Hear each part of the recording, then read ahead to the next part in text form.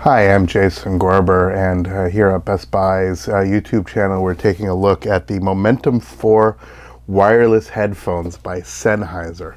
Now, those of you that are fans of this channel have known that I am a big fan of Sennheiser. I have my first sort of real headphones were a pair of Sennheisers way back in the early 90s. And since then, I've had numerous pairs that I've sort of very much enjoyed. Usually wired headphones all the way up to some of their very high-end models, which are still my reference pair. But their wireless solutions have always been of great deal of interest for me, especially for commuting and stuff like that. And I've been taking lots of plane flights recently, and so it's been a really good opportunity to actually see these in motion. I've checked out some of their in-ear models, and this is obviously a circumaural model. Over-the-ear model, sort of the traditional headphone styles. Now, what I really like about this style is obviously it's a completely different sound. It's a much more rich sound. The drivers are much bigger, so the bass tends to be a little bit smoother. You can get some incredible bass with small drivers when they're so close to your eardrums, but just sort of proper, as we call them, cans, proper headphones as opposed to earphones, just it's a different sonic signature. Now, Sennheiser has done their usual best of bringing some of the sound that they're known for, which is it's a relatively accurate sound. It's not too bass heavy, but it's a little bit tweaked in the bass. On their sort of consumer-friendly models, to this, which is, I believe, the highest end that they have of their wireless solution. The box is relatively simple, Momentum 4. Inside, you basically have a carrying case, and inside the carrying case, this comes in black or this sort of taupey color, beigey color. This is the one I have, obviously. Inside the case, as we open it up, it's really good for traveling, as I can attest. We have the headphones in a series of cables. Now, on top we have a charging cable. It's a USB-C to USB-A.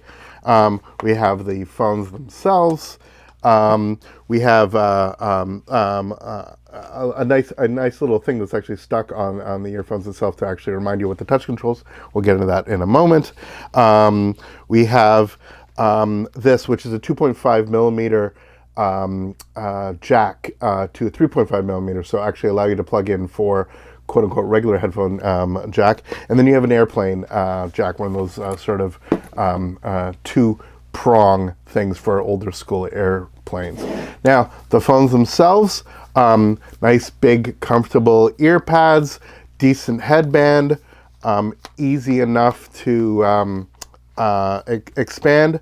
They bend sort of right at the top. So they are definitely comfortable the way that it works. So on the earphones themselves, headphones themselves, we have microphones on the top. We have some on the bottom that actually do beam forming, so that when you're actually wearing them, it's actually concentrating on the sound that's coming from the front. They're very effective. And on the inside, there's an R and L, so you know which ear to actually put them on. When you actually place them on your ears, it's relatively comfortable. Sort of works the way that you would want it to. It does absolutely its thing. Touch sensitive. The ear pads themselves actually have a series of control. And if we actually look at that sticker here, you can see it actually has some icons on them showing what it's doing. That you can like move back and forth, up and down for adjusting volume. You can actually pinch to change the level of noise cancellation.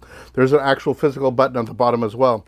So it's a truly robust mode of making it operate with the earphones, using this sort of large surface area of the earpad itself to actually control certain things. And I found it incredibly intuitive, actually. A lot of these are like, 3 clicks for this or 4 clicks and a hold to do this. But overall, I found it an incredibly sophisticated way of being able to control almost everything that you need to do just through this. Of course, there is app support. The way that it actually of course, there's app support. You actually download the application for either Android or iPhone, and through that you can dial in a great deal of functionality onto the earphones themselves, including the ability to adjust equalization, to change the level of noise cancellation versus ambient noise. So how much is coming in from the outside versus how much is actually being cut out. So it's very good on that front.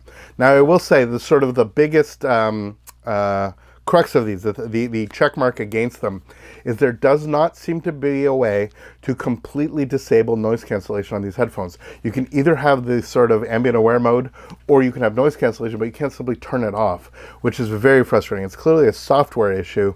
And if you look online, there's numerous comments about people saying, like, I just want to use them as is. What happens, especially with the larger drivers on noise cancellation, sometimes you get this weird sort of pressure imbalance, almost a sucking feeling. Essentially what noise cancellation is showing an inverted phase of the noise coming from the outside. And so your ears sort of feel like they're being sucked outwards as the anti-noise is actually being played from the headphones. Some people are more or less sensitive to it. I happen to be somebody who's super sensitive to it. And so for me, it's a bit frustrating. That being said, one thing that I can't really test is how much the sound signature changes having ANC on or ANC off. Weirdly, even when it's wired in, it seems that it's going through some sort of DSP. I'm not entirely sure it's a complete bypass even when it's wired in. So because I'm able to adjust volume, for example, so there still seems to be some sort of amplification or something going through the digital amplification inside of here, that's even when plugged in using the micro jack. All of that being said, how do they sound? They sound great. The battery life is huge. Dozens and dozens of hours you're going to get on it. It's, as I mentioned, completely customizable. They talk about Sennheiser signature sound. I mean, it's weird to think that one has to have a signature sound, but it's true that each device, the engineers sort of tune it and tweak it in a certain way. It's suffice to say, especially if you listen to like hip hop or any electronica, there's a good thump of the bass with these, but it's not as sort of deep and obnoxious as it is in certain headphones that sort of cut out all the rest of the signals. The mid-range is very accurate and quite warm and pleasing, and the high end isn't ever harsh or brittle. It's they're just good sounding headphones, and within the range of and the competition that they actually have, I think that they're absolutely sort of at the top and well worth your consideration. Again, I found the comfort of them over the hours I listened to. Again, I had like a 15-hour flight or something like that, and actually being able to listen to them, the comfort was good. Not the most comfortable I've had. I actually am finding now that actual in-ear phones are sometimes a little bit easier, especially on longer flights. But the sound on these was certainly satisfying, and the noise cancellation did do a good job, even with jet engines and screaming children and all of that sort of stuff. But when push comes to shove, having them on for 5-6 hours, I found it was a little bit tight on my head. I have a lot of hair, and on my head, the way that it actually works, it does its thing. Every time I'm touching this, I'm hearing the little clicky from the actual controls, which are doing its thing. That being said, I really love this sort of ergonomic design of the controls.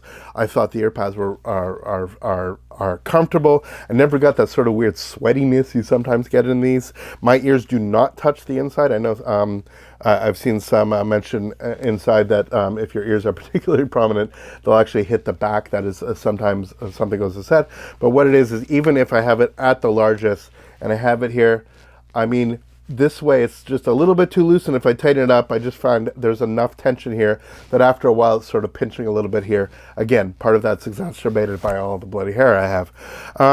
So not the most comfortable in the world, but certainly about the same as other portable headphones in the range, and I don't think that's something that can really be marked as a strike against them. So overall, these really are pretty terrific pair of headphones. I think that they're definitely worth your time to actually consider. The case is very ergonomic and robust enough for you know that you're going to get some protection. They don't fold. They don't do that sort of like hug fold thing, so they aren't super tiny by themselves. But in the case, they sort of do the right trick. And as I said, the way they're constructed, they're a bit plasticky, but they still feel pretty solid.